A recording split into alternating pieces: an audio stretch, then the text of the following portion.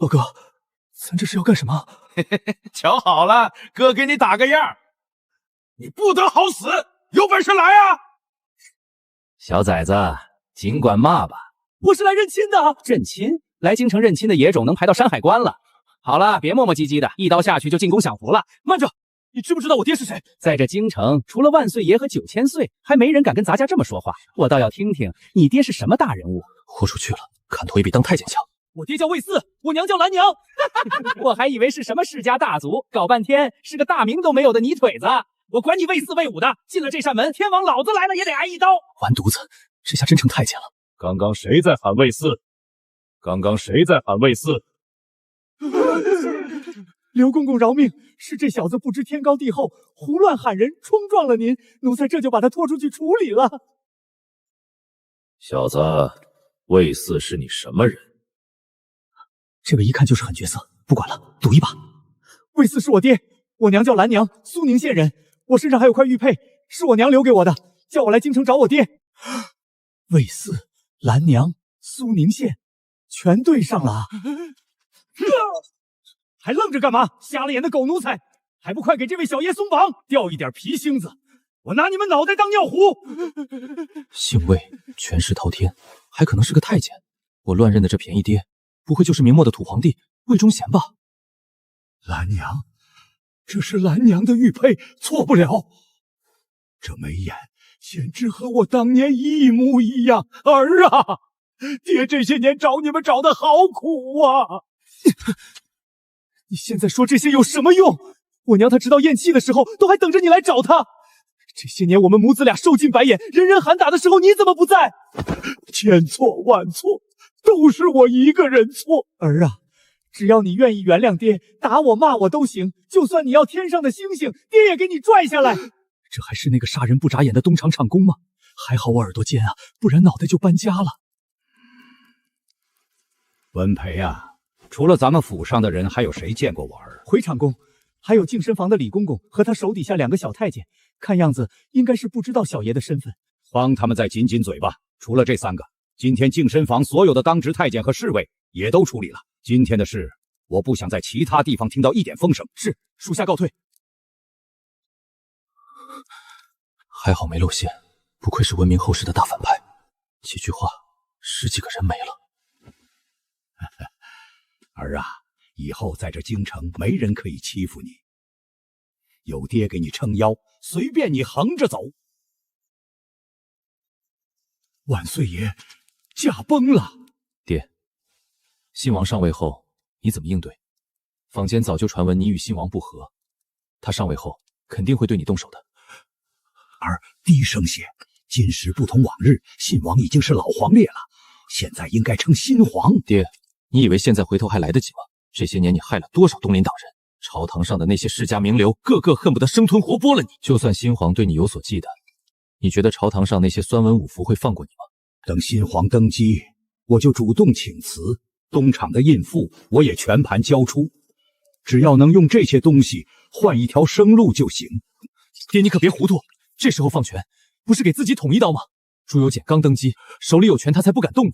没有东厂，你在他们眼里就是一头没牙的大虫，分分钟就能把你扒皮抽骨。儿啊，你初到京城，怎么对朝堂中的事看得这么明白？我一路上讨饭时，看见乞丐为了半块馒头能打得头破血流，在我看来，这朝堂和乞丐窝没啥两样。爹，现在您就是那块馒头，国内饿殍遍地，边关战事也正吃紧，皇帝正巴不得在你身上啃一口续命，退一步就是死，想活命就只能先下手为强。爹，东厂和锦衣卫还在我们手里，还没到山穷水尽的时候，趁现在朱由检皇位还没坐稳，我们先下手，让朱由检看到爹你的分量。现在皇帝和东林党都死盯着我，有些事怕是有心无力了。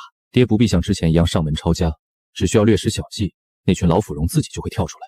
明日上朝，爹不等他们开口弹劾，直接带头捐钱捐粮。这群老东西背地里没少贪，谁捐的少，爹就假意要抄家查验，这样不仅能堵住别人的嘴，给皇帝留个好印象，还能逼得东林党自己狗急跳墙。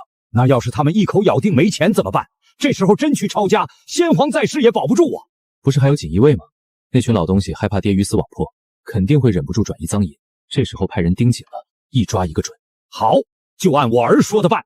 不管事成与否，我这个当爹的都要为你搏一条出路。回长公，禁书房的人都处理完了，但是慌什么？说，但是什么？我们的人发现锦衣卫指挥使张涛在偏殿暴毙，七窍流血，像是服毒自尽。手都伸到我的锦衣卫里来了，去查一查是谁插的棋子。爹，不必去查，朝堂上虎视眈眈的人不少，无非就是皇帝或者东林党的人。现在张涛的职位空出来了，不如我们做个顺水人情，给皇帝主动让出这个肥位。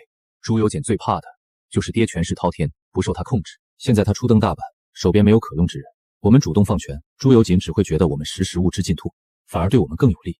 至于那些东林党，等他们以为爹日落西山，弹冠相贺的时候，咱们提前布好局，把这群老狐狸的尾巴连根拔出来。你带着东厂所有提级，把东林党人府上钉死了，飞出去只苍蝇都要给我搞清楚。另外，让锦衣卫那边准备好，这次可是一笔大财。是，属下遵命。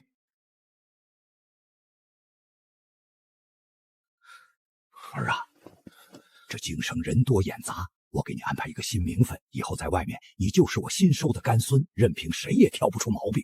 放心，净身房的事儿没人知道，你就安心在我身边伺候着。朱由检，过2日，我给你亲手送上一份惊喜大礼。陛下初登大榜，如今国库空虚，边关告急，愿捐银2万两，粮3万担，为国分忧，祝陛下安定天下。陛下，万不可被此等小人蒙骗！天下皆知他魏忠贤无恶不作，嚣张跋扈。今日这番作态，无非是断尾求生，背后肯定另有所图。李大人自诩清流名士，难道就只会在朝堂上耍嘴皮子？既然我这个人人喊打的孽臣都知道为国分忧，李御史和各位大人是不是更该带头出份力呀？禀陛下，臣一介寒子，清贫自守，无后产余资，愿捐3月俸禄，略孝微亲，共度时间。陛下，臣也愿捐出3月俸禄，另加京郊几处帛产，愿陛下早日平复天下。各位大人还真是高风亮节啊！但别忘了，锦衣卫监察百官，要是被陛下发现各位中饱私囊，不愿真心为国发力，可是欺君大罪。你少在这血口喷人！你以为人人都像你，不知廉耻的阉狗？好了，卫青也是一片好心，各位就此打住吧。退朝。李大人，还请借一步说话。李大人，今日之事，不知您如何看待？皇帝那边暂时摸不透什么路数，但魏忠贤那条老阉狗，肯定心里憋着坏呢。李大人，一点心意，下官有件事，还需李大人帮点小忙。儿啊，你是没瞧见，今天上朝的时候，李彪那群老东西听见我带头捐银，脸刷一下就涨成猪肝色了，那叫一个解气。这些年户部的银子，大半都进了他们的腰包。爹今天先给他们放点血，真正的大戏还在后头呢。长公，我们的探子来报，李彪从城中调用了一匹马车，连夜往交一处小院去了。另外，武城兵马司那边也有动静。今天下朝后，不少官员借口筹粮捐粮，派自家马车出了各城。爹，机会来了，他们必会连夜将私产运出京城。事不宜迟，我们派人在城外小路把守，等着他们自己送上门。东厂，是。长公，果然不出所料，我们的人在城外截获了10几个车队，全是运送的黄金白银，估摸着得有1000万两。我们还从李彪去的院子里挖出这个账本，薛国昭和他贪的每一笔银子都写得清清楚楚。好，有了这些，我看那群东林狗还怎么跟我叫嚣！给我继续盯，只要是从京城出去的马车，就算是拉粪的也给我搅一搅。是。儿啊，这次全靠你了，要是没你出的主意，咱爷俩现在估计已经被扔进大牢等死了。明日上朝，你就将这些东西尽数交给皇帝。虽然只是2个小喽啰，但足够东林党那边出血了。臣要弹劾东厂厂公魏忠贤，蒙蔽圣听，专横跋扈，以称毒瘤。臣恳请陛下下旨赐死这阉贼，还天下一个朗朗乾坤。禀陛下，老臣这里有一样东西，还望陛下过目。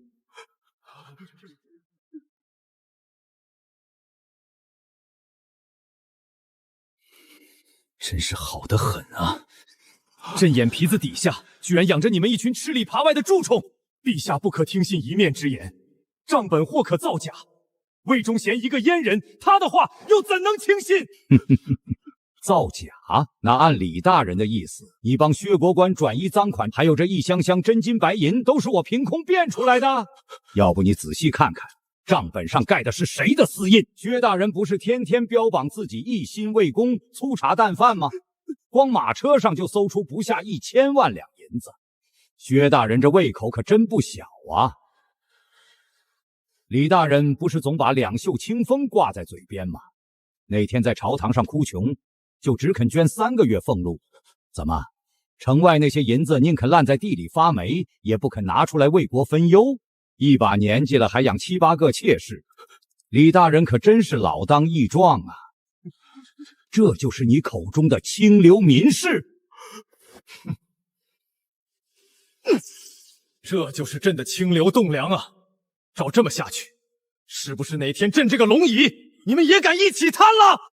来人，李彪、薛国官2人夺去所有官职，家产查抄，夷3族。他们2个也不用下狱了，直接给我把他们剥皮冲草！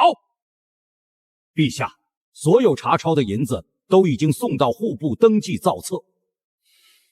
臣年事已高，不堪大用，愿陛下钦点一人担任锦衣卫指挥使一职。臣只愿继续留在东厂，当陛下的一条狗，打死这些蛀虫。爱卿何出此言？此事你居功至伟，这东厂厂工的位置，除了你，朕谁也信不过。儿啊，你是没瞧见，崇祯的脸色跟调色盘似的，一会儿青一会儿白，那些东林党吓得腿都软了，差点当场尿裤子。多少年了，咱家就没这么扬眉吐气过。爹，这还只是个开始，下一步，我需要爹给我一样东西。以后你拿着这令牌，东厂的锦衣卫的人任意调遣。爹多句嘴，你要这玩意儿干嘛？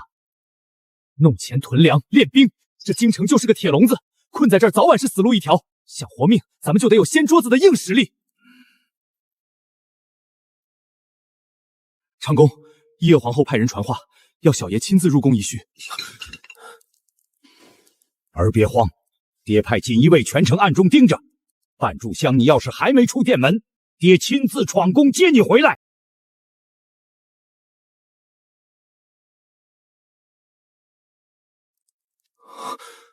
你就是魏大人新收的干孙，长得倒是俊俏。魏峰，见过皇后娘娘。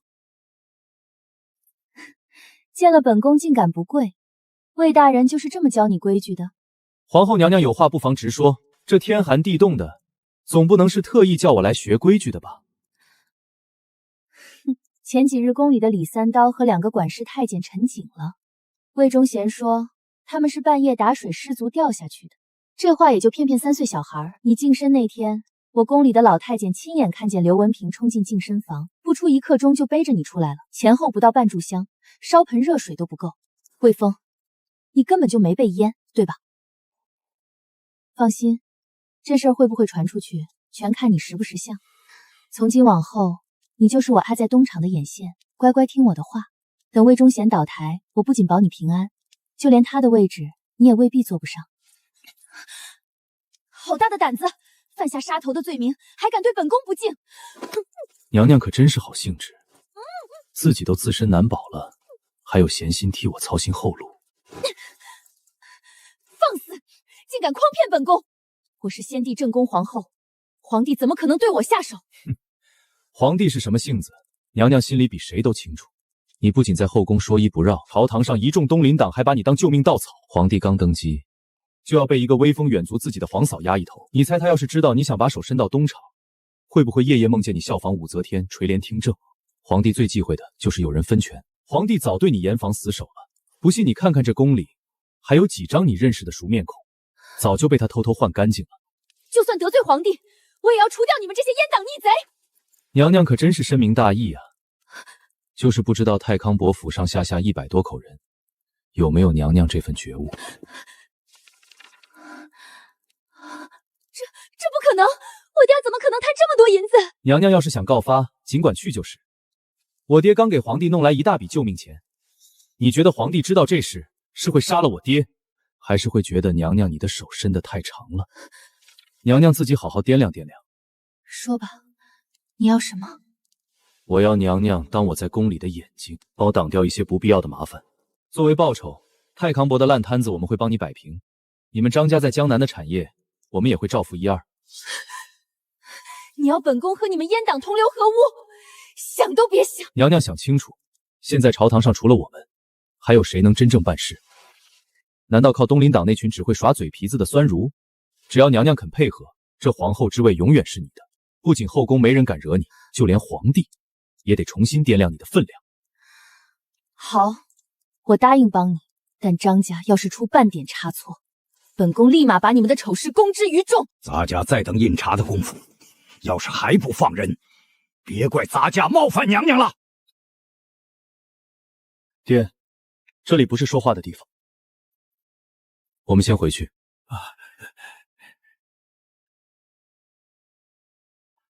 儿啊，那女人没为难你吧？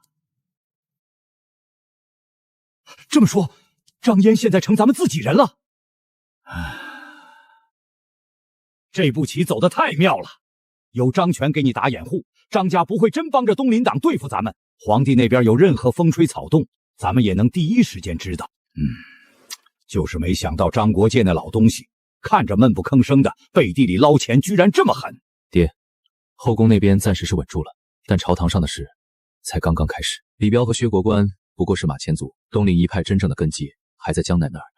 爹也正头疼这事儿呢。虽然给皇帝弄了不少银子，但这点钱根本不够塞牙缝的。皇帝不会真心信咱们，东林党随时会反扑。明日上朝，那群老狐狸的唾沫星子都能把我淹死。既然朝堂之上说不过他们，那我们就换个战场。那群老东西一个比一个不要脸，要是在朝堂上玩死谏那一套，陛下下不来台，只能妥协。既然这条路走不通，那咱们就换条路走，直接掀桌子。这3个钱庄我都门儿清，这家是京城最大的，掌柜姓舒，还算懂规矩。你盯着他们干什么？爹，你真觉得这生意姓舒吗？他不过是个打杂的，每逢灾年，他们总能弄到官仓里的陈粮，高价卖给百姓。一个普通商贾哪来的这么大本事？这背后都是钱千亿在给他撑腰。这些钱庄的本钱一半都是江南富商出的，由户部侍郎侯昕背地里放印子钱，逼得百姓家破人亡。这些事在民间早就不是什么秘密了。爹，你觉得我们大明朝是真的没钱吗？钱当然有，但不在朝廷，更不在百姓手里，全进了那些权贵富商的腰包。所以咱们想弄钱，绝不能盯着老百姓的口袋。那些商贾世家吃得脑满厨肥，1年的收入够大明朝吃3年饱饭。不宰他们宰谁？儿，你准备怎么做？不跟他们在朝堂上浪费口水，咱们直接来一招釜底抽薪，把他们的钱袋子彻底捅破。等铁证摆在眼前，皇帝自然看得清谁是忠臣，谁是蛀虫。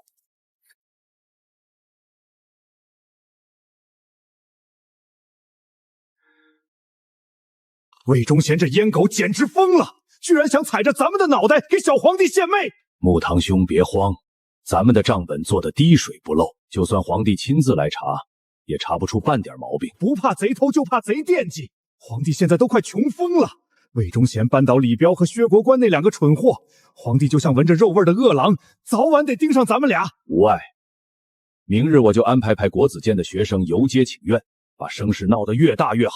就算皇帝想保魏忠贤，也得掂量掂量会不会激起民愤。就按若堂兄说的办。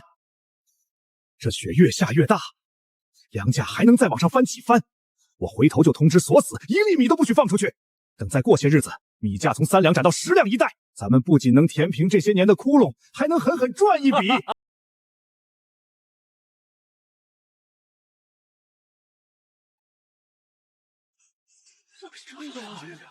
诸位同窗，诸位同窗，好戏就要开场了。这群酸腐文人，书都读到狗肚子里去了。朕好不容易靠魏忠贤弄了点救命钱，他们就上赶着来添乱。魏忠贤死了，朕拿他们换银子花吗？陛下息怒，万万不可心急。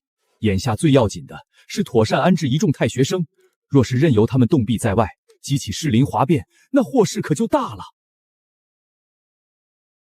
你立刻派人给魏忠祥传话，外面的太学生他自己想办法摆平，不然朕也保不住他。这已经是朕给他最后的机会了，让他好自为之。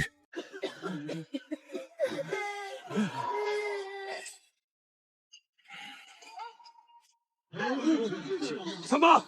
昨天不还是3两一担吗？今天怎么就要5两了？这不是把我们往死路上逼吗？瞎嚷嚷什么？你嫌贵，我还嫌贵呢。现在京城哪还有米卖给你们啊？这都是老爷我花大价钱从外地运来的米，就这价，你爱吃不吃？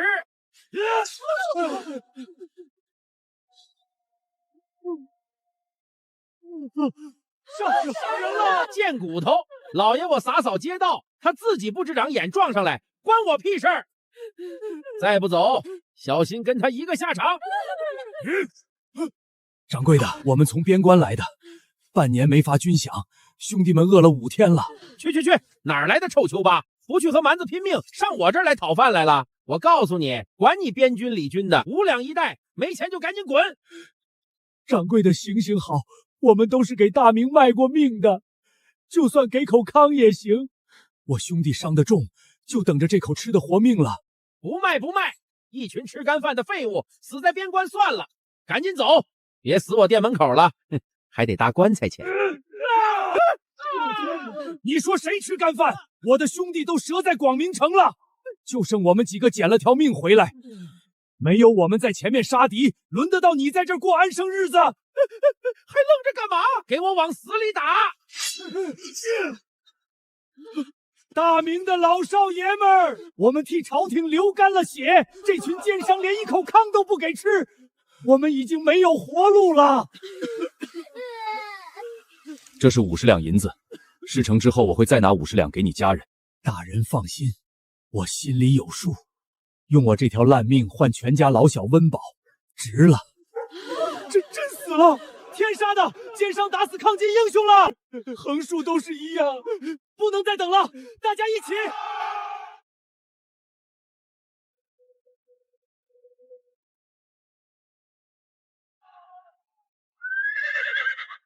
都给我拿下！敢反抗的，就地格杀！大人，这几个老兵怎么办？看着真是从死人堆里爬出来的。哼哼，哪有什么老兵？本府只看见一群趁火打劫的流寇，动作利索点儿。回头钱大人怪罪下来，本府治你个办事不力。慢着，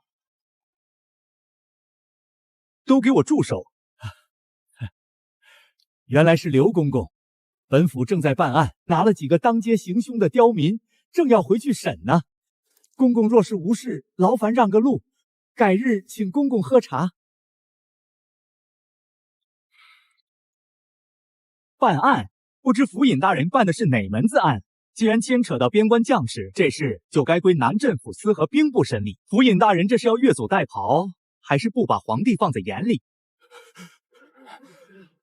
公公说的是，本府一时着急唐突了，那这几人就移交公公处理。干得漂亮！现在鱼已经咬钩了，接下来咱们再给他们添把火，让这火烧得更旺。儿啊，皇帝那边快撑不住了，那群愣头青还在长安门外跪着死谏，再这么下去，皇帝肯定会把咱们推出去顶罪的。爹放心，他推不了。该顶罪的根本不是咱们，在赤裸裸的饥饿和绝望面前，东林党粉饰的太平，终究是纸包不住火的。哼，你可看仔细了，有半分虚言，朕先砍了你。臣看得清清楚楚，那几人身穿边军战袍，满身刀伤，肘上全是冻疮留下的疤痕，确实是从辽东退下来的老兵。你是说，朕的将士在边关拼死杀敌，连一口饱饭都吃不上，还被钱谦益的人当街捅死？你先下去吧。锦衣卫和东厂有什么风吹草动，你要第一时间告诉朕。陛下息怒，魏大人那边已经有行动了，就是外边的太学生已经晕过去数十个了。陛下要不见一见，先把他们安置好，他们想跪就让他们跪着。传朕旨意，京城所有官员即刻入宫议事，朕倒要看看他们给朕演了一出什么好戏。这是编剧，怎么会落得这样的下场？你还不知道，东街满丰米行的掌柜纵奴行凶，不卖米就算了，还当街捅死了抗金老兵。结果人家掌柜屁事儿没有，反倒抓了不少老百姓。我们年年交的赋税为了狗吗？怎么连边军都吃不饱？这群人天天喊着战事吃紧，税一年比一年高。我看是前边吃紧，后边紧吃。天杀的！我3个儿子都去了辽东，到现在连个信儿都没有。朝廷就是这样管的，人都要死绝了。我们去告御状，不能让将士们的血白流了。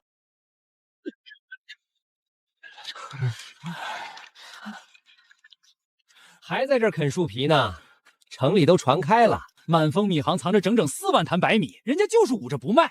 今儿早上几个老弱边军去买米，直接被当街捅死了。我女儿昨晚上没了，他们为什么不卖米？是东林党，是钱谦益他们想发国难财。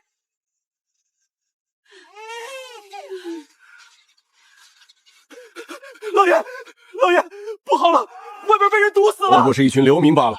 武城兵马司和顺天府的人呢？叫他们出来镇场子！老爷，前后都被堵死了，送信的人出不去。该死的刁民，先护着我冲出去，等我面圣回来，看我怎么收拾他们！杀人偿命，开仓放米。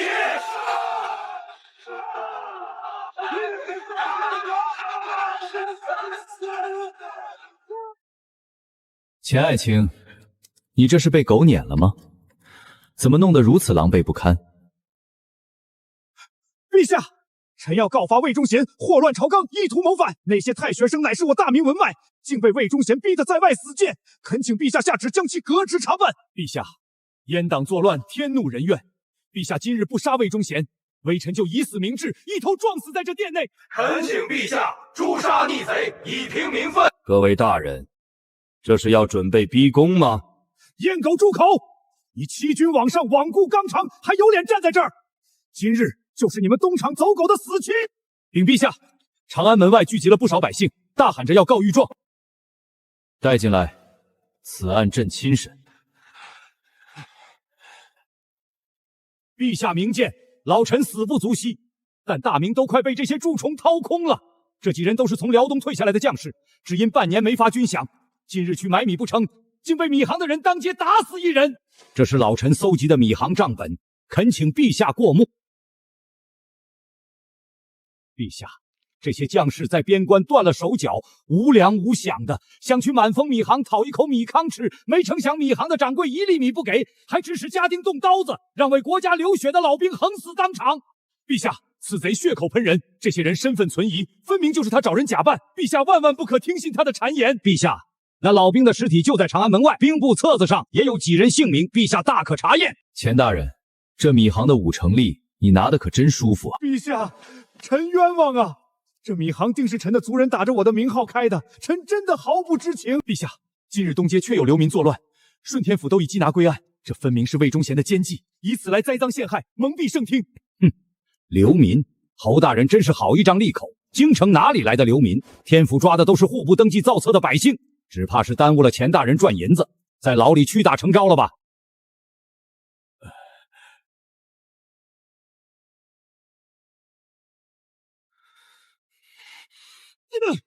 来人，将钱谦益拖下去，查抄全部家产，押入大牢。顺天府尹玩忽职守，即刻革职查办。还有那满丰米行，全部收归国库。掌柜及所有帮凶，全部充军边关。魏爱卿，这件事朕全权交给你负责，一定要把这些国家蛀虫全部给朕挖出来，一个都不能放过。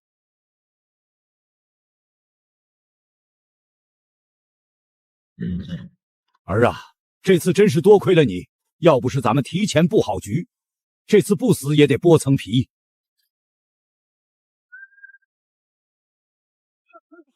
阉党休走！你祸乱朝堂，罪不容诛，竟还敢招摇过市！你有何脸面苟活于世？沈修远，你这种黑白不分、中恶不辨的人，也配在这里苟费？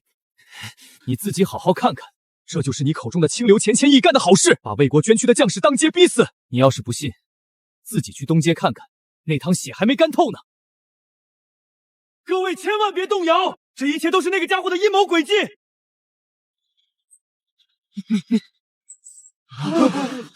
还读书人呢？嘿，天天满口仁义道德，居然帮着钱谦益这群畜生说话，肩不能扛，手不能提的，连是非善恶都看不清了，书真是读到狗肚子里去了。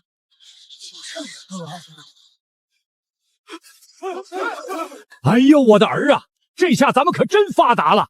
陛下把这事儿全交给我负责，查出来的所有钱粮都得经过我的手，这一局咱们赢麻了。而且光一个满丰米行就超出整整4万担米，钱谦益那老东西肯定藏得更多。爹，先别高兴得太早，钱谦益再富，能榨出多少油水？满京城上上下下多少张嘴等着吃饭，更别说城外的灾民和边关欠的巨额粮饷，就这点东西，根本就是杯水车薪。钱谦益虽然倒了，但百足之虫死而不僵，他们的根基还在江南。要想熬过眼下这关，就得从江南那群富商嘴里把粮食抠出来。儿啊，这谈何容易啊！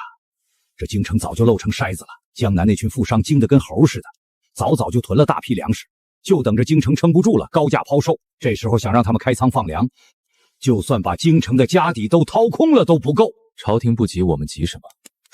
让这股势头再涨一涨。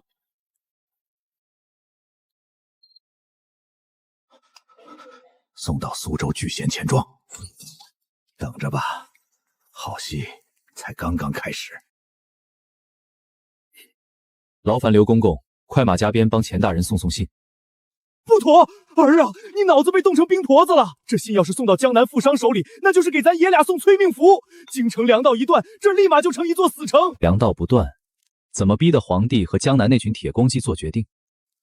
再说了，天塌了有个高的顶着，皇帝还在龙椅上坐着呢，轮不到咱们来背这个锅。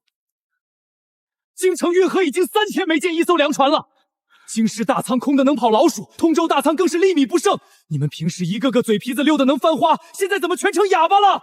陛下息怒，京城周边州县已在加急调粮过来了，只是近年大旱不断，收成只有往年1半不到，怕是难以凑齐粮食。大旱，一群没用的饭桶，滚！都给朕滚出去！儿啊，陛下已经5天没宣我进宫了，咱们的人在周边高价收粮，连根稻草都没捞着。现在外边都传是我查抄满丰米行得罪了江南富商，皇帝要是扛不住把我推出去当替罪羊，咱爷俩可就全完了啊！爹，急也急不出粮食，先吃饭再说。哎呦，我的祖宗，这都火烧眉毛烧到眉毛根了，哪还有心思喝粥啊？再不想办法弄来粮食，城里城外饥民能把咱爷俩生吞活剥了。爹，我有办法，不过得让我进宫面圣。不可，你是个假太监呀！崇祯那小子性子阴阳不定，跟翻书似的，万一露了馅儿，爹就算拼了老命也保不住你。爹，你觉得都到这份上了，皇帝还有闲心管我是不是真太监吗？再说了，我的计划必须得皇帝点头配合。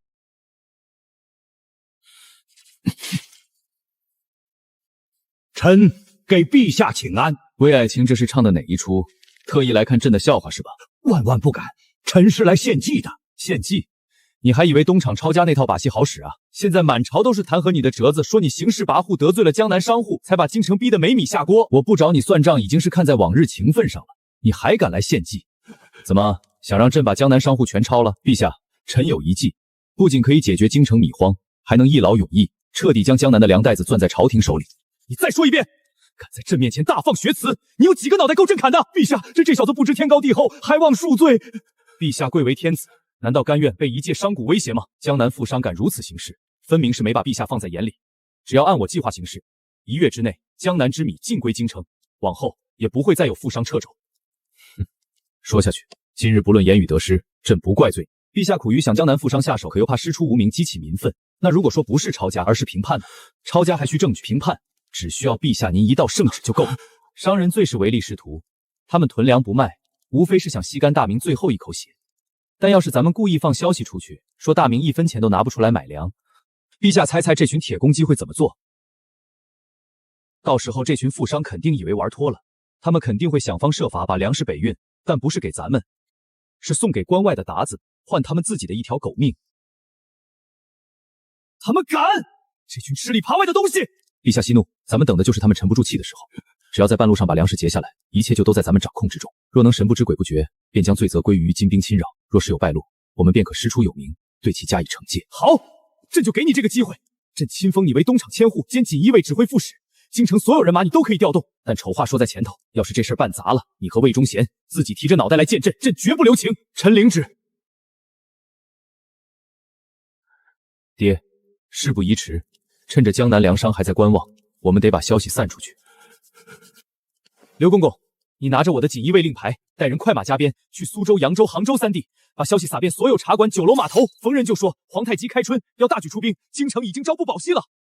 另外，派东厂的人扮成逃难的太监，在江南各地典当宫里的物件，一定要让所有人都相信，京城已经弹尽粮绝，成了一座随时会被攻破的孤城。爹，最关键的一步还得您来，我才放心。您带着亲卫，暗中把江南通往北地的所有商道都盯死，不求万无一失，但大头必须截下来，这可是咱们活命的本钱。儿放心，爹这次豁出这条老命了，大不了就是一死，爹就算扒了这身官皮，也得保你平平安安。打听到什么了吗？回老爷的话，京城的运河已有3日没有动静了，现在都在往外地买粮。隔壁孙掌柜传话过来，他的粮仓已经满了，问可不可以先放点粮出去回血。告诉他，现在谁敢放1粒粮出去，以后就别想在江南混饭吃。京城撑不了几天了，再熬熬就能赚大钱。是，老爷。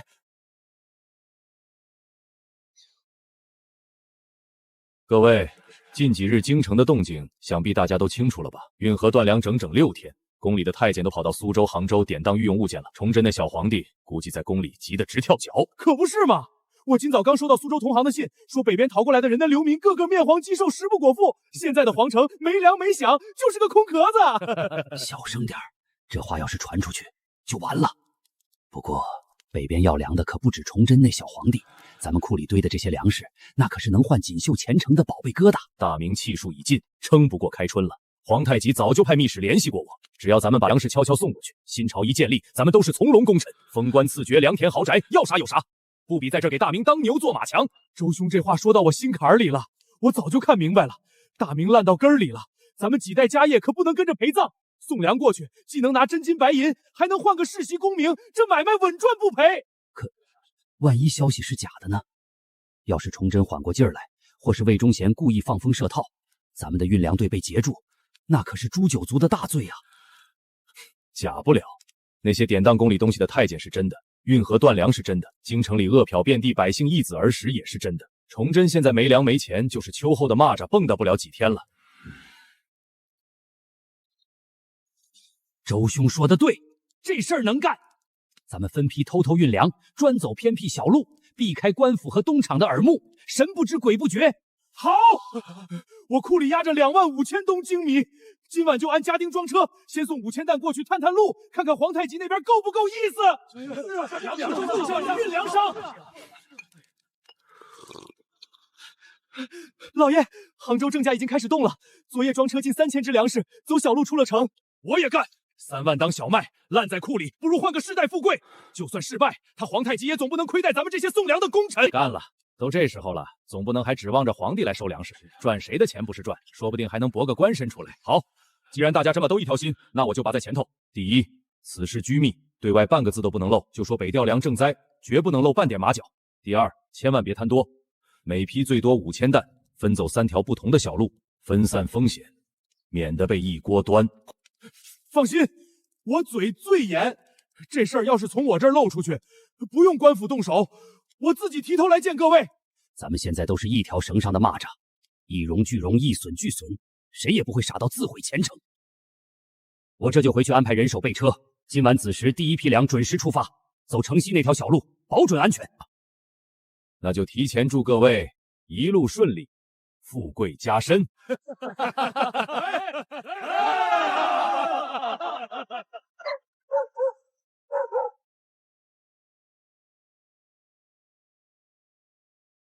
大人，来了，一共13辆马车，看车辙深浅，每车少说装了400-500担粮食。别急，让他们走。大人，这可是近6000担粮食啊！现在动手正好一网打尽。小爷交代过，不能打草惊蛇，先给他们点甜头尝尝。抓了这一批，还有下一批呢。江南粮商多如牛马，不能只摘几片叶子就完事。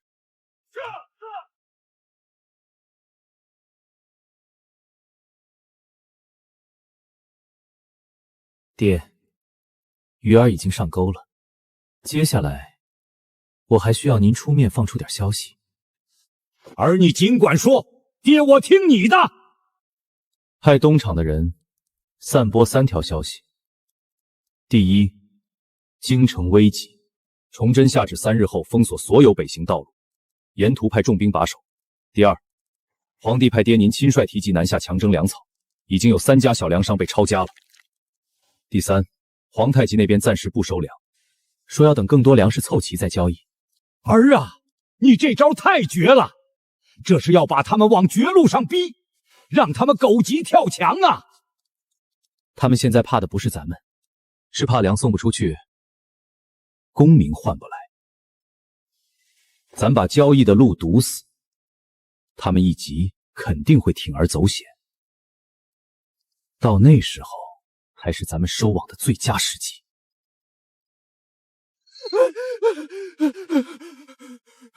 周兄，坏了，出大事了！慌什么？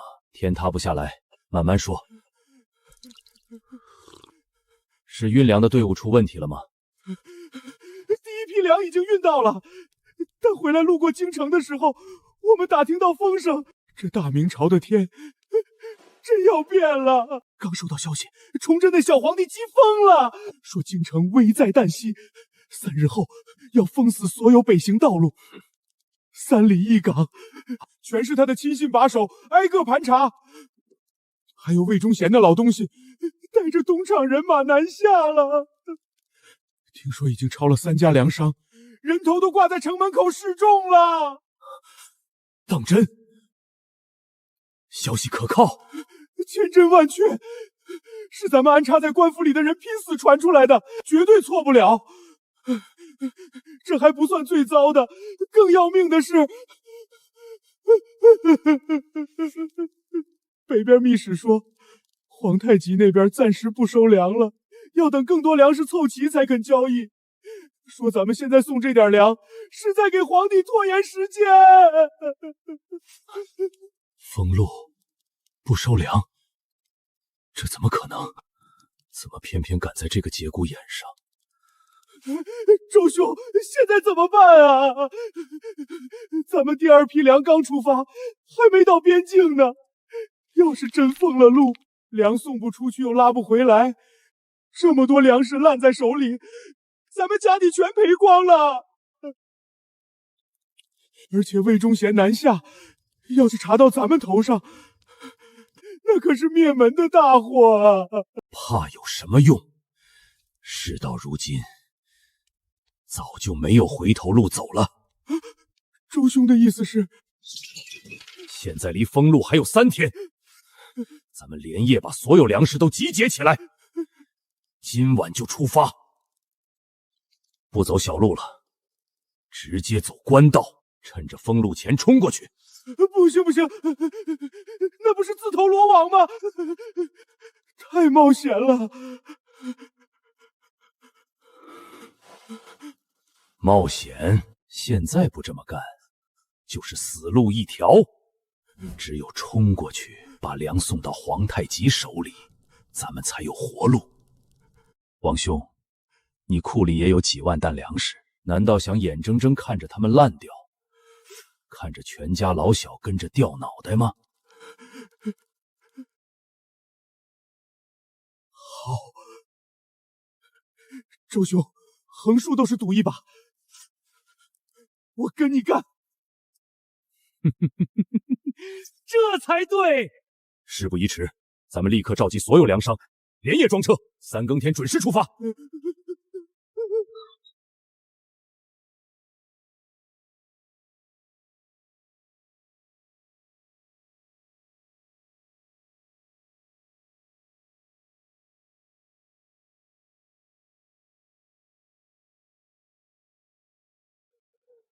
江南粮商的大头全都到齐了，一共56车粮草，还有他们这些年囤粮抬价的账本密信，全在车上。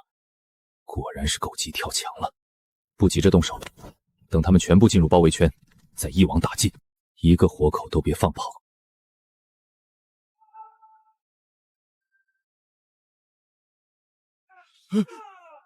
怎么回事？哪来的官兵？完了，是东厂的人，咱们被盯上了。周掌柜、王掌柜，别来无恙啊！深夜走官道运粮，还带着这么多家丁，这是要去哪儿啊？官爷误会了，我们是奉地方之命运粮赈灾，不知官爷在此多有冒犯。赈灾？京城半月前就下令调粮入京，周掌柜这消息收到的够迟啊，还带着鞑子带路。周掌柜这赈灾，赈的恐怕是关外的灾吧？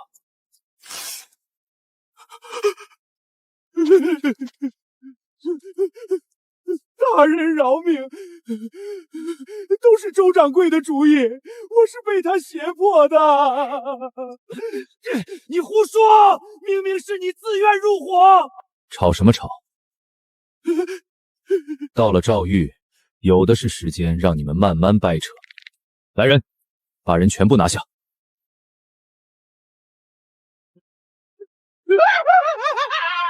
粮草账本统统清点清楚，押回京城，交由陛下处置。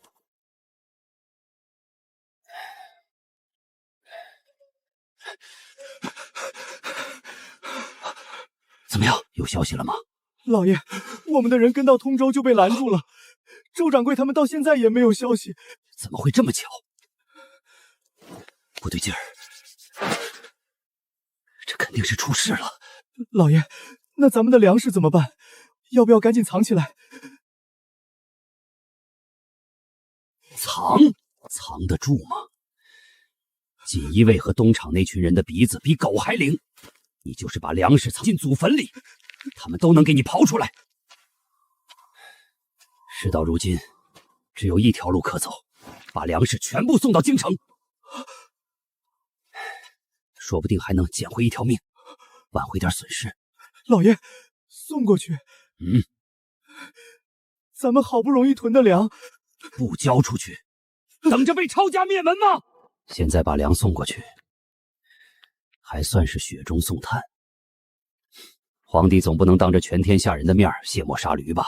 老爷英明，我这就去安排装车。爹，周王两家的人全都抓住了，粮草全部扣下。这些年江南粮商囤粮抬价的账本也全到手了。好，这下人证物证俱全，江南那些富商就是咱们砧板上的肉，想怎么剁就怎么剁。京城外有一粮商押着20车粮食，说是要献给陛下，主动请罪，此刻已到城外等候发落。真是个老狐狸，这都没上套。儿啊，你说咱们该怎么处置他？既然大老远给我们送来了，那我们就去看一看。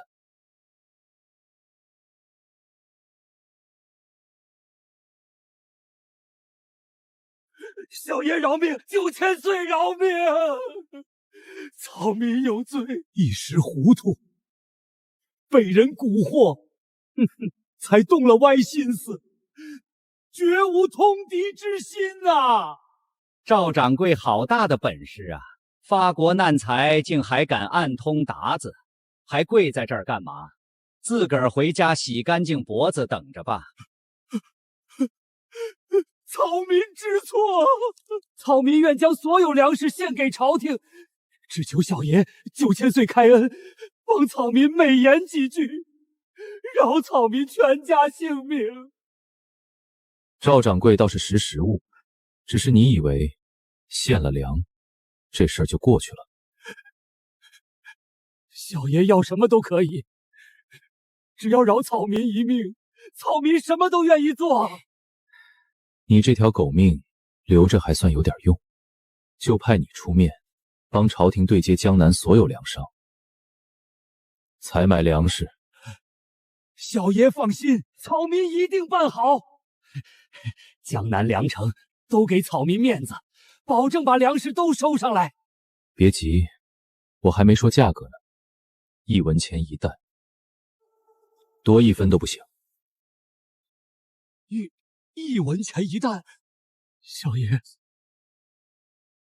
您开玩笑吧？现在粮价就算跌，也得1两银子一担，1文钱连个零头都不够啊！赵老板刚才不是说，为了活命，什么都愿意做吗？怎么，这就把你难住了？我答应。早这样，何必受这些罪？3个月之内，江南所有粮食必须全部以1文钱一担运到京城，少1担，你和你全家一起点天灯。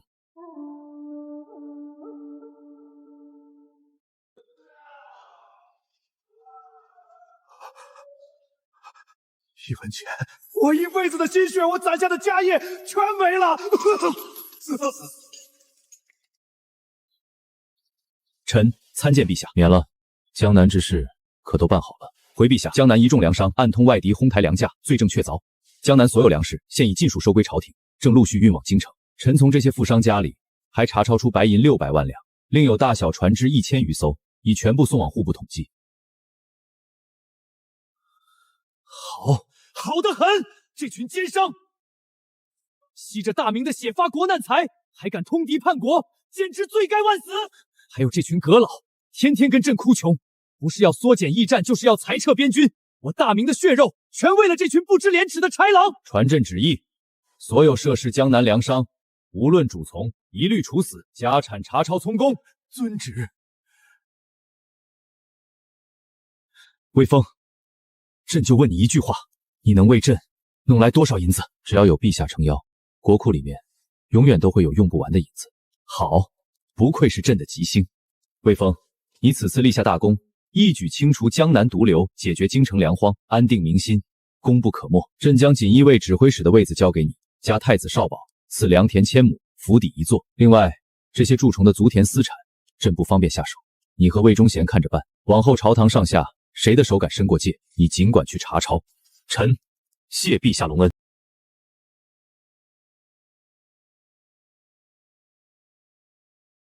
臣魏峰见过皇后娘娘。免礼。本宫听说你自净身房出来，不到1年便身居高位，深得9000岁与陛下信赖，倒是个奇人。都是陛下与9000岁提携，臣不敢当。奇人，本宫看你是胆大包天，你步抬稳健，说话中气十足，哪有半分阉人的样子？你根本就不是太监，对不对？娘娘慎言，恭敬森严。娘娘这般揣测，是要治臣一个欺君之罪吗？欺君？你若真是阉人，为何宫中见过你净身的太监一个都不见了？你以为宫里人都是瞎子吗？娘娘是皇后，母仪天下，就该安安稳稳管好后宫。朝堂上的事，不是娘娘该插手的。至于我是不是太监，娘娘心里清楚，有些事看破不说破才是聪明人。皇上现在需要的是一把像我这样的快刀，就算他知道了，也不介意替我捂住天下人的嘴。你敢威胁本宫？臣只是提醒娘娘，安安稳稳做你的皇后。若是学别人勾连朝堂，惹是生非，这京城的水很深，娘娘可别呛着了。臣还有公务在身，先行告退。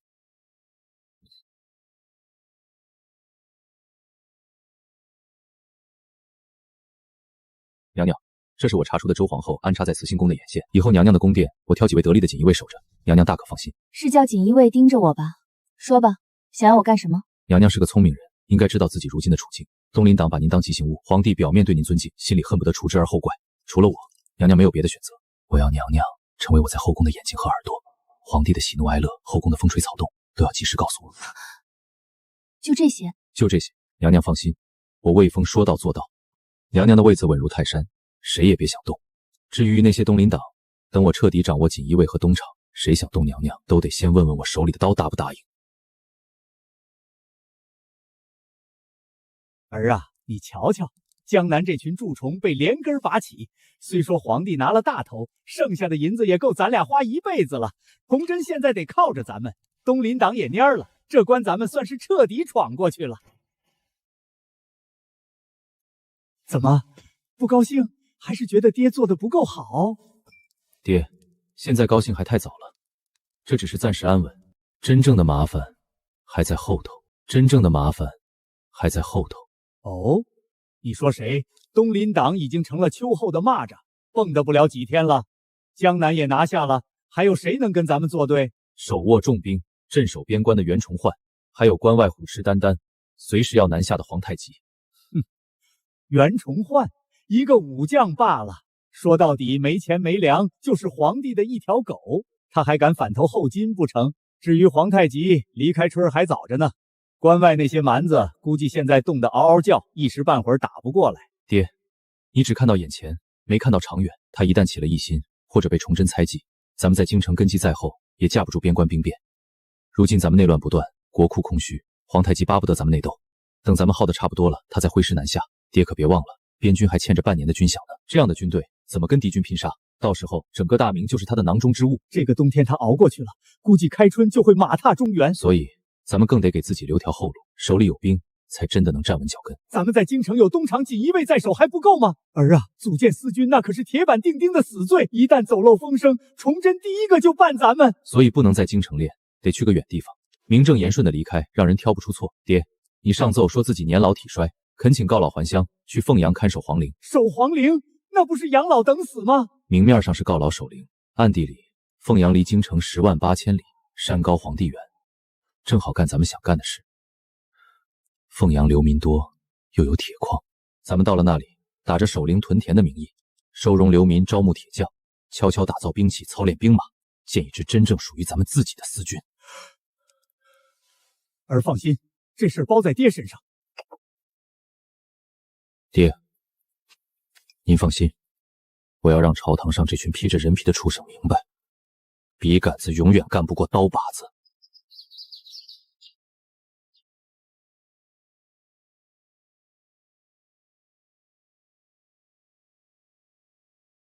户部尚书毕自言，经手军费560万两，等经他手就只剩280万两，还有兵部尚书王在钦90万两的采办银子，到手只有30万两。好，真是好得很啊！陛下息怒，朝中臣客顾忌太多，想根除绝非一日之功。臣有一计，可兵不血刃，既能除掉朝中这些尸位苏残的蛀虫，还能把京城周边的兵权尽数收归陛下手中。说，若果真如你所说，就算杀得京城人头滚滚，朕也给你撑腰。如今京城防卫的要职虽是陛下的人，但手底下全是吃空饷的官家子弟，这在京城早就不是秘密了。不少东林党官员的子弟都在御林军中挂着虚职混日子。如果陛下下旨，把这些吃空饷的少爷们全拉到前线去，陛下觉得那群东林党会怎么样？这会不会逼得太紧了？他们要是狗急跳墙了怎么办？哼，陛下，您太高看他们了。只要您摆出铁面无私的样子，任凭谁来说情都不听，不出3日，他们自己就会撅着屁股来向陛下请罪。要是真有硬骨头，那就让他去跟达子的刀去说吧。毕竟为国分忧是本分，就算他们扯大旗，也别想拿仁义道德压咱们。传朕口谕，国家危急，朝中大臣当以身作则，为国效忠，特将京中御林军调派前线，3日后启程。陛下，3日会不会逼得太紧了？紧，朕就是要捏碎他们的骨头，榨干他们吸走的民脂民膏，看看究竟是谁吸干了大明的骨血。魏峰，你说朕这皇帝是不是当得很窝囊？臣以为陛下是大明朝以来最为勤贡的皇帝，大明朝能有陛下这样的君主，是臣和天下百姓的福气。陛下只是有时太过仁义，才被这些无耻小人钻了空子。魏峰，以后内务府总管的担子，朕也交给你。臣遵旨，定不负陛下所托。从养心殿出来时，雪已停下，但我知道，很快就会有一场腥风血雨，再次笼罩京城。完了完了！陛下这次是铁了心要把御林军子弟调往前线，我塞了无数银子进宫打听消息，连个水花都没溅起来。明日大军就要开拔，这可怎么办啊？魏峰那边铁板一块，我派去的人直接被扔了出来，摆明了谁求情都不好使。要不咱们去求陛下收回成命？陛下新词，说不定会答应。新词？陛下刚才发的火你们没听见？那是要杀人的架势。现在只能硬着头皮去找魏峰，他现在是皇帝身边的大红人，陛下只信他，也只有他能说上话。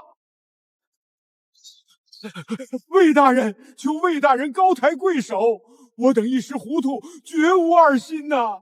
求大人在陛下面前美言几句，饶我儿子一条性命。大人，我愿交出全部家产，只求留家中子弟一条性命，往后再也不敢贪墨半分。魏大人，这是下官们的一点小小心意，只要您开口美言几句，事后我给您这个数。二位大人这是说的哪里话？为国效忠是陛下的旨意，我不过是秉公办事罢了。不过边关确实凶险，我倒也不是不能替几位大人说句话。多谢魏大人。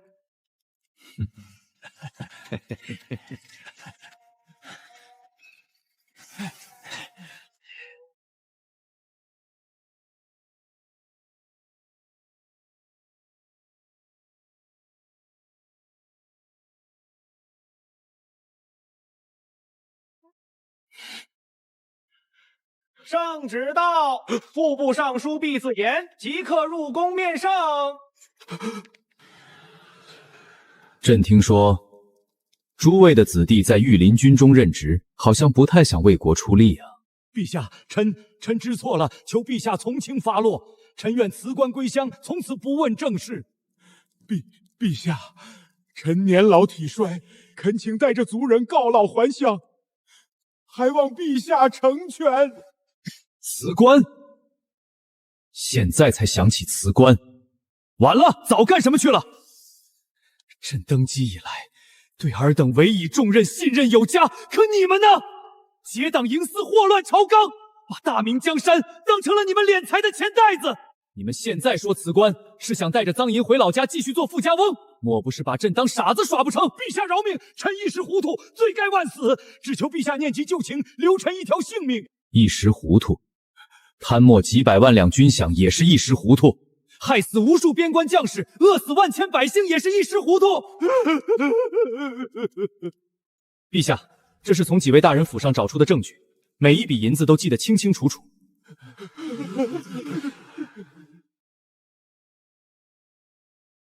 传朕旨意，东林党一众官员贪赃枉法、结党乱政，罪证确凿，全部革职查办，主犯凌迟处死，从犯流放3000里，永世不得回京。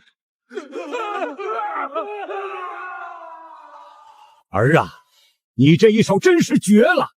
现在朝堂上再也没有东林党那帮人碍手碍脚，咱这颗脑袋算是暂时保住了。爹，事不宜迟，趁着皇帝还信任咱们，您即刻出发去凤阳，记得一定要多找铁匠，咱们能不能翻盘，全指这支私军了。我这就安排。东林党一倒，往后就该是真刀真枪的比拼了。魏峰，你说这兵部的火器还有几成能够上战场的？陛下，臣估计不足3成。兵部火器营荒废多年，维护和采买的银子都被贪墨得七七八八。据我所知，早在3年前，京城防备就没再训练过火器，如今那些火器大概都已经锈蚀报废了。这群该死的蛀虫！火器营当年可是先皇一手带起来的，鞑子闻之无不闻风丧胆，竟然在朕手上废了。陛下，臣愿接管兵部火器营，审理账目，为陛下重新打造一支无坚不摧的神兵营。朕准了。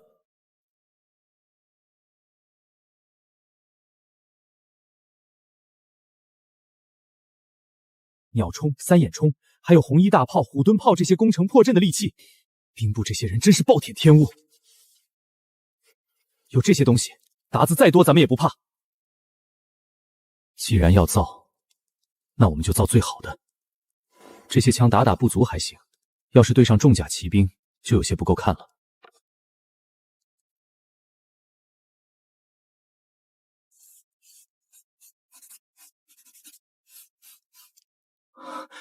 成了，虽然还是老式火药枪，但一轮可以打6发，多造几门，效率比之前高很多。时间来不及，先把这个弄出来再说。刘公公这张图纸，务必要连夜亲手送到我爹手上，路上要是被人发现，直接烧掉，绝对不能外传。另外，叫我爹把银子全换成铁，我有大用。小爷放心，这图纸就是我的脑袋，绝不会出一点差错。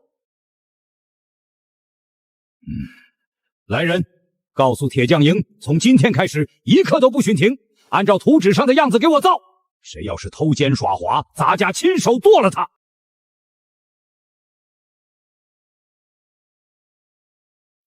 这就是风儿画的新式火枪，看着怪模怪样，6根管子绑一起，能好用。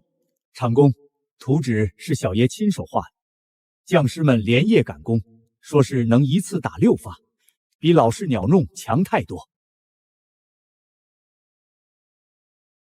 是，拉开靶子，打几枪看看。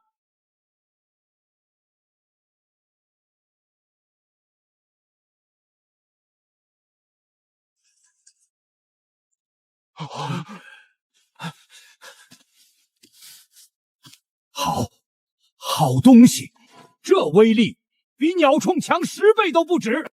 报！800里加急军报！边关告急！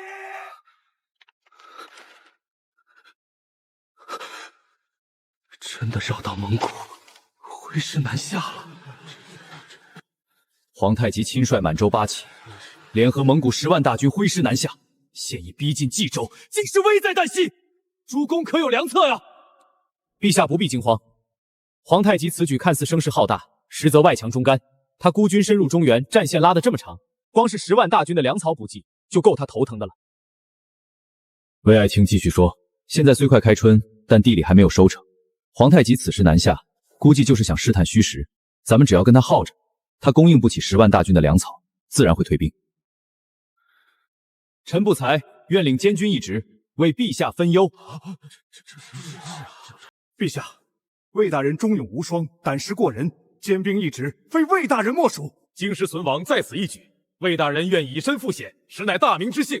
臣恳请陛下恩准。臣等恳请陛下恩准。好，朕准你所请，授魏封为监军，节制冀州各路兵马，即刻领兵驰援。臣遵旨。朕赐你尚方宝剑，此去冀州，但凡有阻碍军情者，卫青皆可先斩后奏。这魏峰真是不知天高地厚，监军一直看着风光，实则就是去送死。可不是嘛，10万大军压境，冀州危如追蓝，去了就是9死1生。他还主动请缨，不过也好，替咱们挡了这种祸事。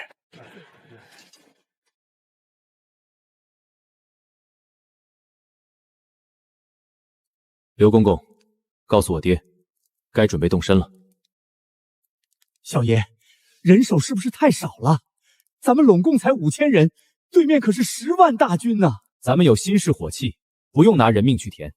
刘公公就瞧好了，5000对10万，我照样能打赢。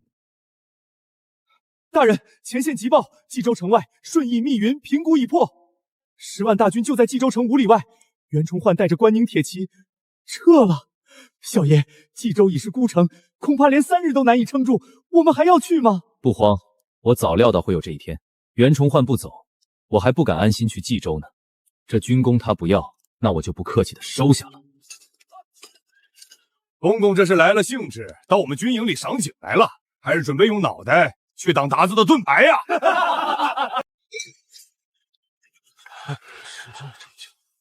公公舟车劳顿，末将也就不再绕圈子了。关宁军2个月的粮草，到现在只到了半月的量，缺的兵器甲兽递了3回折子上去，到现在没一点回信。公公，不是本将不肯出兵，实在是巧妇难为无米之炊。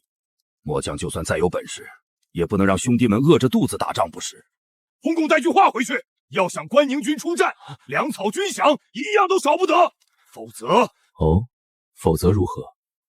吴副将说话可得掂量掂量，这话要是传进皇上耳朵里，可不是消极待战这么简单，搞不好要抄家灭族的。我的面子不好使，那这个在吴副将这里应该好使了吧？哼哼，公公别拿这玩意儿压人，缺粮饷，兄弟们饿肚子，拿什么跟鞑子拼？就是。总不能让兄弟们白白送死。公公要是硬逼，别怪我们不听调遣。对，凭什么？我们不出兵，尚方宝剑在此，如陛下亲临。尚方宝剑在此，如陛下亲临。临阵抗命，贻误军机，那是满门抄斩的死罪。诸位心里该有数吧？你们尽管试试。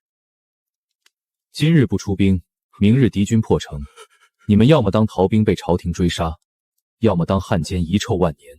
该给的粮草我一分不少补上，打不打你们自己选。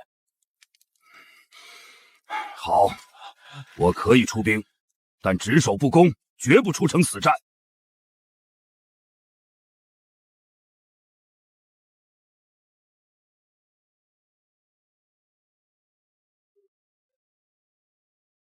苏总兵，城中还剩多少守城器械？滚石还剩2日的粮，弓箭1000余发，就这些东西，最多能挡3天。魏公公，我们现在撤还来得及，关宁铁骑不能全栽在这儿。城内明军听着，速打开城门，放下兵器，否则今天这些汉人百姓一个不留。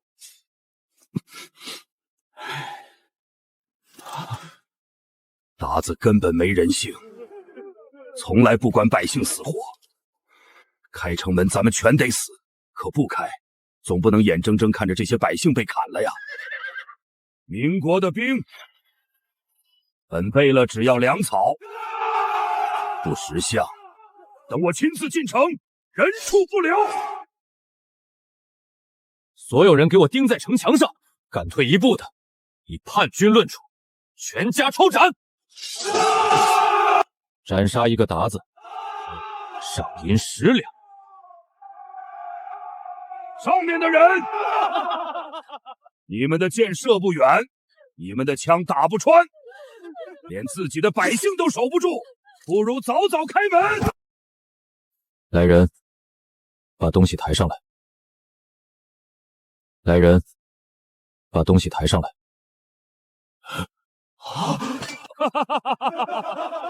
就这几台怪模怪样的铜铁疙瘩，就想挡住我满洲铁骑？勇士们，随我冲锋，杀进城去！魏大人，再不开火，城下的百姓和弟兄们都要没命了！撤，快撤！这是何等神情？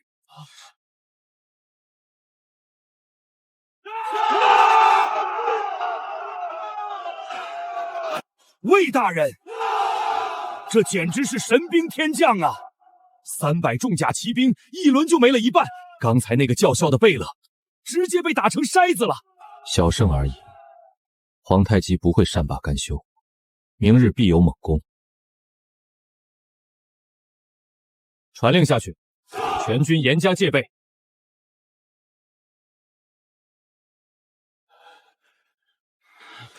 一群饭桶！300骑兵居然被几台破铁疙瘩打得全军覆没，连多罗贝勒都折了。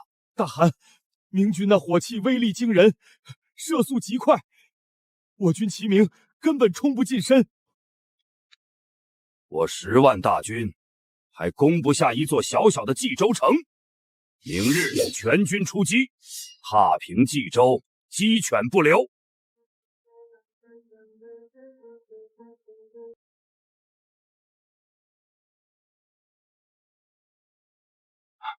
魏大人，后金这次是玩真的了，5万骑兵全压上来了，咱们就15台火重，根本扛不住啊！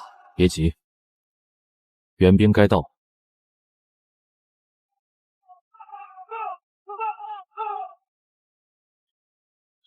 小爷奉长公之命赶来支援，来得正好。火器全部布置城墙四周，分批次齐射，务必挡住后金攻势。所有将士听令，配合火器防守。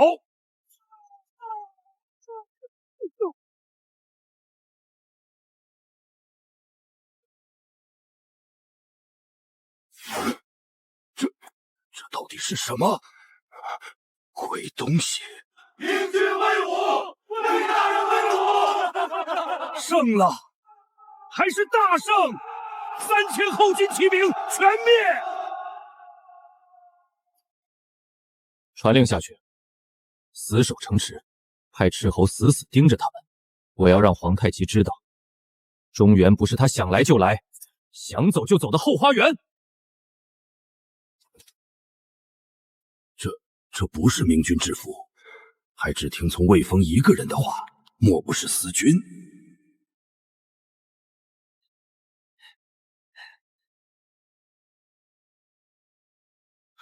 大人，您快来看，达子的辎重车里居然有咱们大明庆丰米行的粮袋。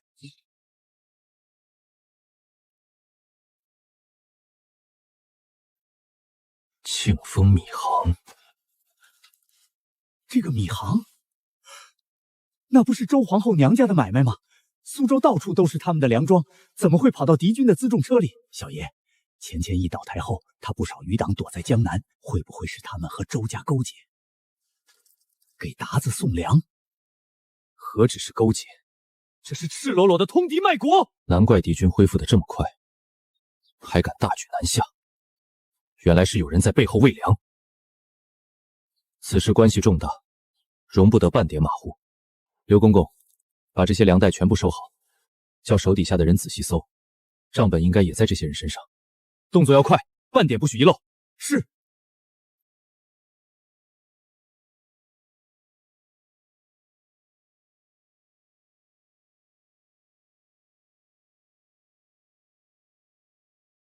魏大人，是袁都师亲率大军到了。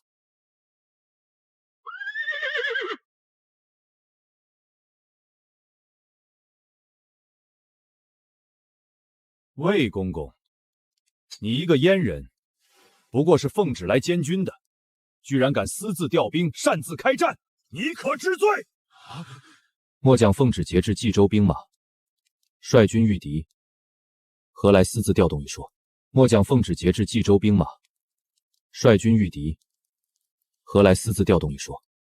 看袁都师的反应，想必定是误信了小人的话。本小子早就听说袁都师军事繁忙，难免遗漏一些情报。岂有此理！看来的确是我轻信小人了。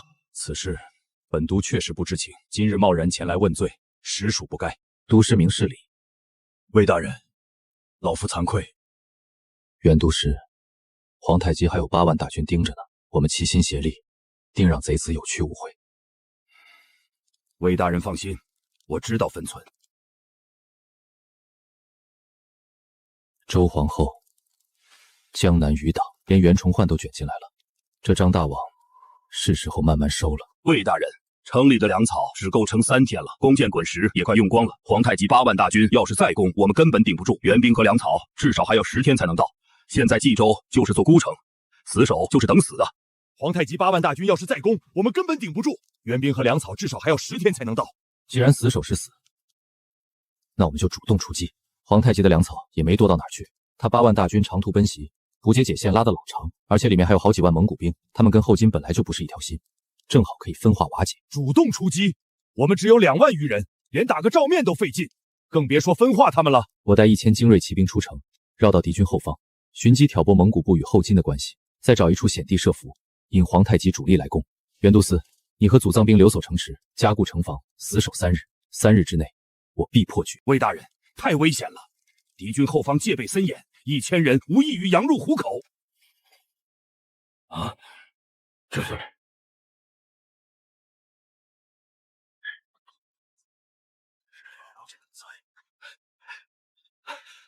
回大人，后金大营东侧，蒙古骑兵驻扎在30里外，与后金主力相隔10里，且蒙古部对皇太极久有不满，只是迫于实力，不敢反抗。立刻率兵前往蒙古营地边缘。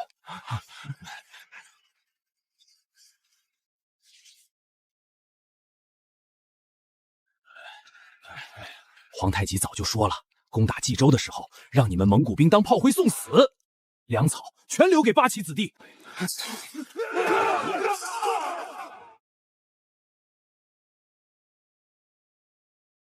这探查一下。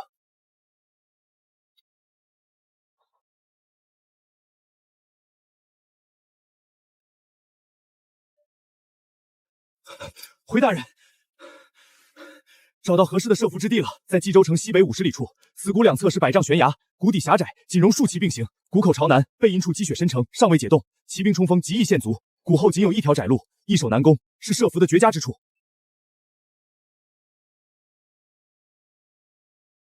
就是这儿了。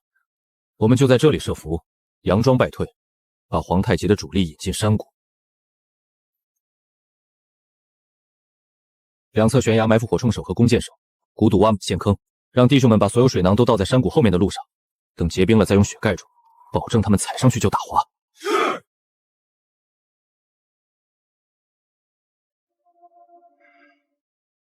进攻！报！祖总兵等人死守城池，关灵铁骑出城拼杀，后金大军猛攻一日，伤亡惨重，却未能靠近城墙半步。好，火候到了，别恋战去把人引过来，打一下就跑。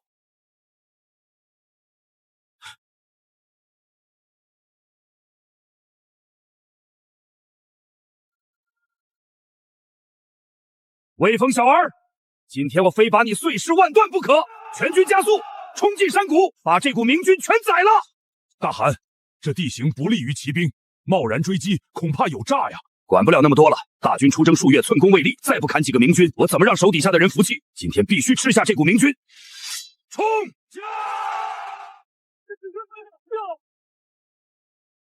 哈哈哈哈哈哈！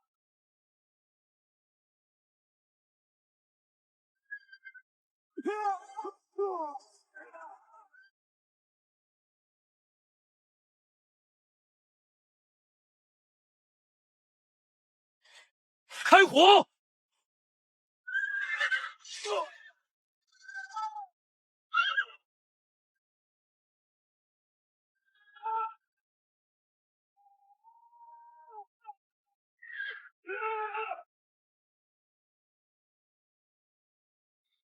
一群废物，全是废物！5000人呐，5000精锐就这么没了。可汗，我们的粮草不多了，下一批粮草要1个月后送来，再不破城，勇士们很快就没饭吃了。传令下去，全军休整3天，3天之后不惜一切代价踏平冀州城。是。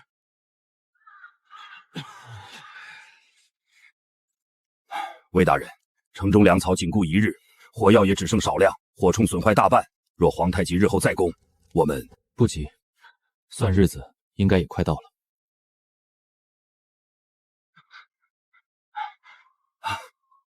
是场攻，粮草到了。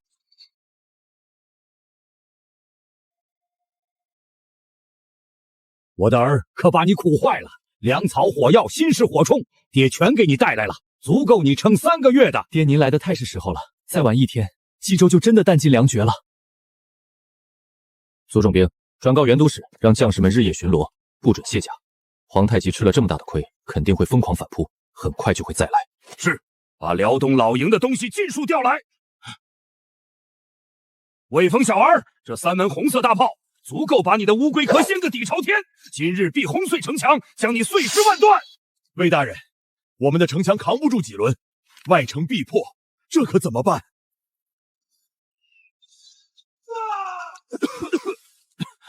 都给我顶住，一个鞑子都不准放进来！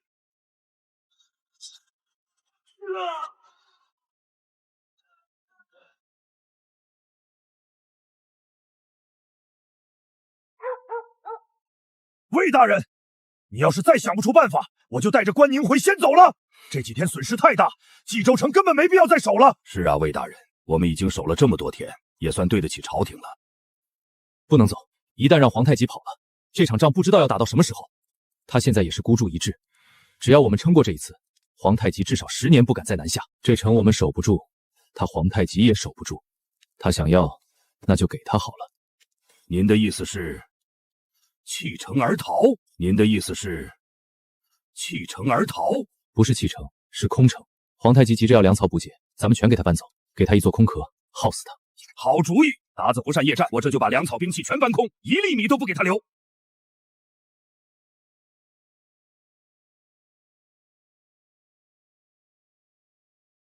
怎么回事？明军难道跑了？大环，肯定是明军看到外城破了，哼，吓得夹着尾巴跑了。别大意，全军后撤，再用大炮轰一轮。8旗精锐先进城，别管什么金银财宝，先找到明军的粮草辎重。大汗，不好了，是空城！我们搜遍了全城，连个米袋子都没找到。大汗，此地没有粮，再耗下去，大军必乱。趁明军未合围，速速撤出城，退回草原重整。传令，全军弃城，立刻撤回草原。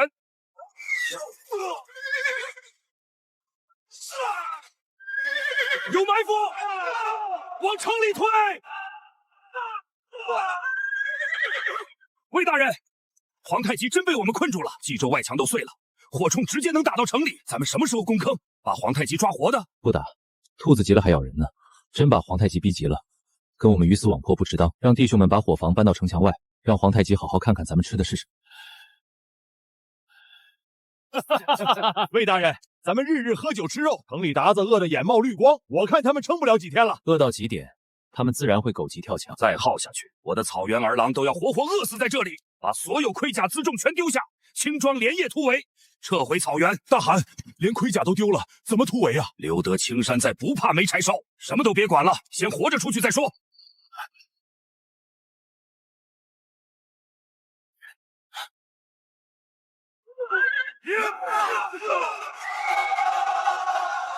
魏大人，要不要带兵追上去，把他们全灭了？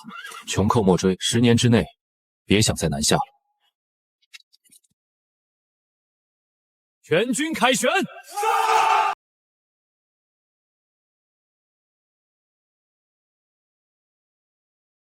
刘公公，800里加急，劳烦您亲自送往京城。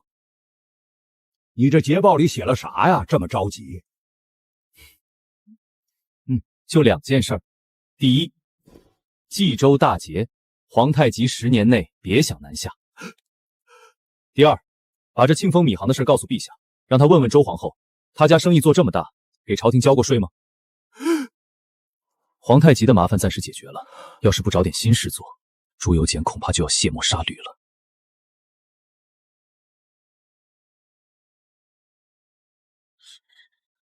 陛下，臣以为边关之事不如早日议和，免得再生战事。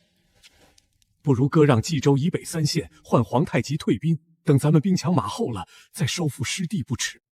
割地？我大明朝什么时候沦落到连仗都不敢打的地步了？前线的将士们在浴血奋战，你们坐在后方，居然想着割地求和！陛下，冀州城被围这么久，一点消息都没有，粮草也断了好几天了，恐怕是凶多吉少了。陛下息怒，皇太极势头正盛，若不早日议和，待他杀到京城，恐怕就别想再让他退兵了，还望陛下三思。王承恩，准备拟旨吧。800里加急，冀州大捷，冀州大捷！什么？你再说一遍！启禀陛下，800里加急，魏大人在冀州大败皇太极，冀州城守住了。陛下，魏大人亲率3000皇陵守备兵，用新式火器打退了皇太极3次进攻，杀敌数万。皇太极丢下所有盔甲辎杖，只带着几万残兵，连夜逃回草原了。好，魏峰果然没让朕失望，他是我大明的大功臣。刚才是谁说要割地求和的？给朕站出来！臣失察，臣也是护国心切，臣罪该万死。哼，刘公公，你手里还拿着本册子，那是什么？陛下，这是缴获的庆丰米行粮袋，还有粮商勾结鞑子倒卖粮草的账本。这不是周皇后娘家的产业吗？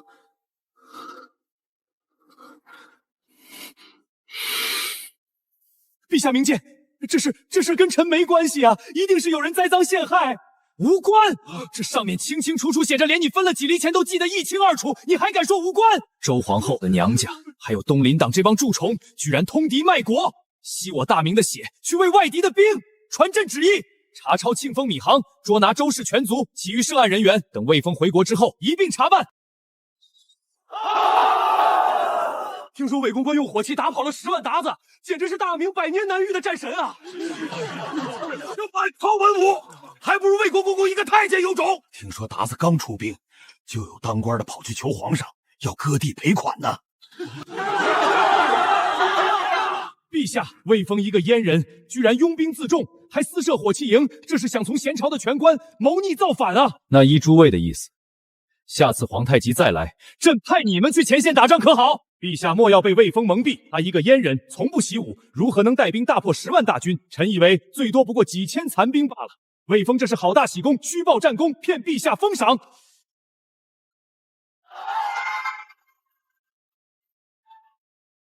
小爷，最近京城里流言蜚语满天飞，要不咱们走小路进城吧，免得节外生枝。不用，嘴长在别人身上，他们爱说什么说什么。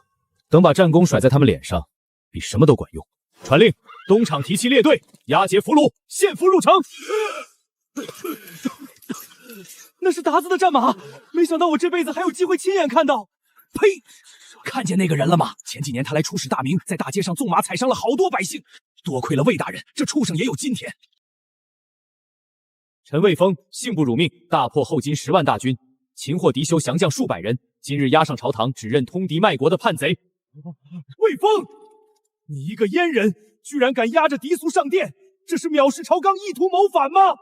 谋反？这位是后金镶黄旗都统皇太极的心腹，他手里握着什么？要不要我当众念出来给大家听听？通敌一案，绝非一人所为。朝中不少人涉及其中，今天就让这些敌校把他们一个个指出来。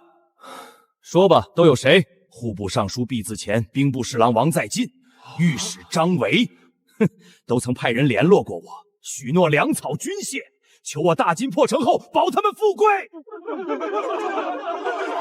陛下，臣冤枉，是他血口喷人。冤枉！这些信上都盖着你们的私印，账本也记得明明白白。要是不服，就让锦衣卫去你们家里搜一搜，看能不能搜出这些赃银。陛下，臣是被逼的，都是那些老臣逼我的，臣也是万不得已呀。陛下，朝中蛀虫，勾结外敌，贪赃枉法，罪证确凿。通敌卖国，吸我大明的血，养肥了外敌，你们一个个全都罪该万死。走吧！爹，这是我理好的册子，冀州一事，我们缴获的钱财兵马都登记在上面了。儿啊，就没有一个可以拉拢的人吗？那倒不是。总兵赵帅教为人刚正不阿，是个可以重用的人，而且根本不用我们拉拢。这些年朝廷发军粮跟下雨似的，没准什么时候才有。赵帅教和他手下的兵穷得叮当响，只要我们给他稳定的粮草和银子，这些事儿你做主就行。不过皇上那边准备动用锦衣卫抄家，你觉得我应该怎么做？皇上要抄家，那就让他抄，不光锦衣卫，咱们东厂的人也可以去帮忙。不过嘛，那些官员家里堆成山的金银珠宝，一箱箱的银子金条，总得先从咱们手指头缝里过一遍才行。哈哈哈，这哪是抄家呀，简直是跟着皇帝捡钱。儿啊，你尽管在宫里跟着皇上办事，外面的事儿爹给你安排的妥妥当当的。折腾了这么久，也该把这些蛀虫彻底清理干净了。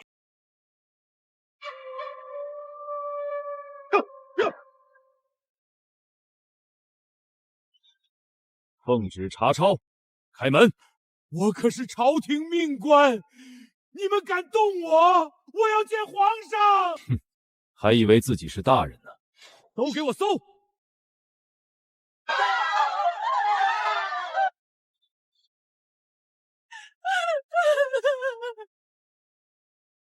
我的天，这帮老东西平时一个个装的两袖清风，家里藏的钱比国库还多。爹，咱们只拿1成，剩下的全部封好，连夜送到宫里去。一成够了，哈哈哈哈哈哈！爹当了这么多年官，都没见过这么多银子啊！王尚书家、李侍郎家，院子里空空荡荡，家丁丫鬟全没了。昨天夜里，锦衣卫抄了10几家大官，全是通敌卖国、贪赃枉法的。那些平时耀武扬威的大人，一夜之间全没了。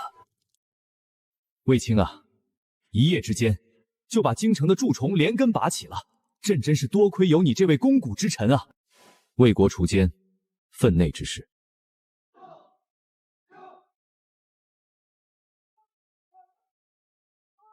小爷，这东西能吃吗？闻着一股子怪味儿。现在不能吃，得煮熟了才行。不过味道不是最重要的，你知道这东西的产量有多高吗？这东西要是在全国推广开，大明以后就再也不会有人饿死了。儿啊，你安排的事儿，爹办好了。那些铜铁什么的，皇帝看不上眼，干脆全部赏给你了。爹安排人运到凤阳，现在已经在仓库里了。不过有个事儿，咱们现在招的工匠太多了，鱼龙混杂，爹担心火铳的技术早晚得泄露出去。爹您放心，以后人多了，就让每个人只负责做一个部件，每个部件上都刻上工匠的名字和制作时间，哪里出了问题，直接找对应的人，这样既能保证质量，又能防止火铳被偷偷带出去。好办法，真是好办法！皇太极借兵蒙古，从龙井关大安口突破了长城边防，3天时间连占我4座城池。袁崇焕是养了一群废物吗？怎么这么明显的动作，居然一点防备都没有，拱手送出了4座城池？陛下，这是锦衣卫截获的袁崇焕的密信，他带着2万关宁军已经开拔了，但没有直奔边关，而是绕道往京城来了。赵律教率领4000人马拼死抵抗，没有援军，已经壮烈殉国了。陛下息怒。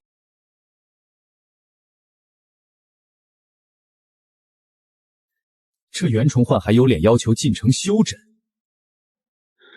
皇太极6万多人都从边关杀到京城了，他带着2万人，居然还落在皇太极后面。陛下，袁都师的人还等着回信呢，耽误不得。无戒！我倒要让他看看，没了他，朕照样有办法守住京城。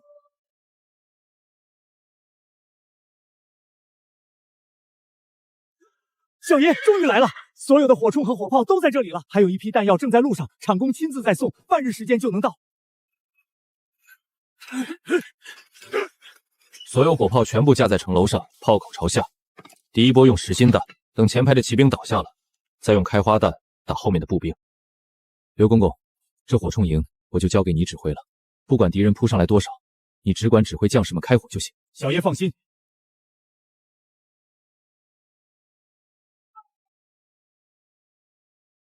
炮兵准备上膛，给我瞄准了打！开火！继续开火，别给他们喘气的机会！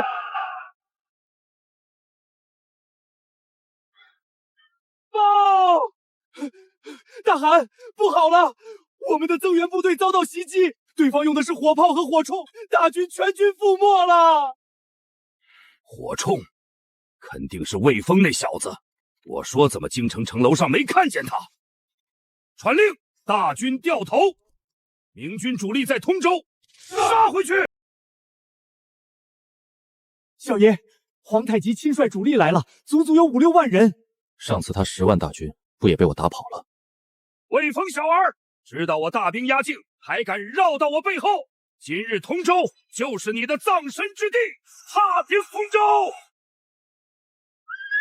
大汗，大事不好了！后方的粮草被明军截断了，押运的粮队全被劫了。粮草被劫，前后受敌，这是天要亡我呀！撤！全军撤回草原！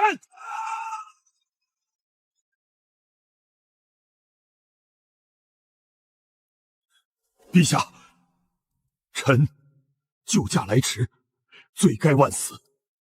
看来袁都师确实是老了，腿脚不利索了。2万人居然跑不过6万人。既然这样，你就交出辽东的兵权，回家养老去吧。魏峰，朕今日下旨任命你为蓟辽总督，总揽辽东所有军务，节制边关兵马。臣遵旨，定不负陛下重托，誓死守好大明边关。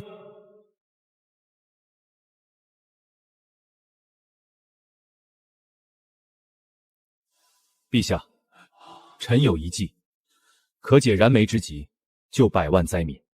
魏峰，你有何良策？凤阳、苏州、扬州等地的粮庄，我早就命人大量种植土豆了。这东西耐旱，产量还特别高，1亩地能收好几千斤，足够灾民吃饱肚子。现在正好是收获的时候，此物蒸补可食用，现已囤积数千万斤，足够赈灾，安抚流民。你说有多少？几千万斤！天不亡我大明啊！